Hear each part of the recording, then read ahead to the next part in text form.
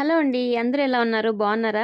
నేను కూడా బాగున్నాను. ఇక్కడైతే ఇంకా డ్యూటీకైతే బయలుదేరేసానండి. ఇంకా బయలుదేరే ముందు మనకి ఒక కప్పు కాఫీ తాగితే గానీ సో కుదుట పడదు ఈ చలికి. అందుకోసం అయితే నేను కాఫీ అయితే తాగేస్తున్నాను. ఇంకా చలికి స్వెటర్ కూడా ఏసేసుకున్నాను. మా ఇంట్లో అయితే ఇంకా వంట అయితే రెడీ అవుతుందండి. వంకాయ కర్రీ అయితే అవుతుంది. మీకు ఈరోజు ఈ వీడియోలో నేను ఒక హెల్తీ టిప్స్ చెప్పబోతున్నానండి.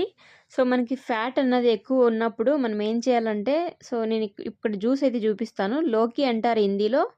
తెలుగులో అయితే మనకి సొరకాయ అంటారు కొంతమంది. ఇంకా తీగ బీరకాయ, తీగ వంకాయ ఏదో అంటారు మొత్తానికి. నాకైతే ఇంకా తీగ బీరకాయ అనేది మాత్రమే తెలుసు. దీన్ని ఏమంటారో మీరే కామెంట్ చేయండి. దీంతో వాటర్ వేసి చేయొచ్చు. అట్లాగే టెంకాయ వాటర్ కూడా వేసి చేసుకోవచ్చు. టెంకాయ వాటర్ అంటే ఇంకా మనకి ఎల్నీరండి.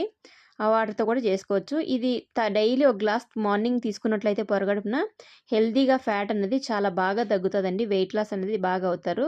మీకు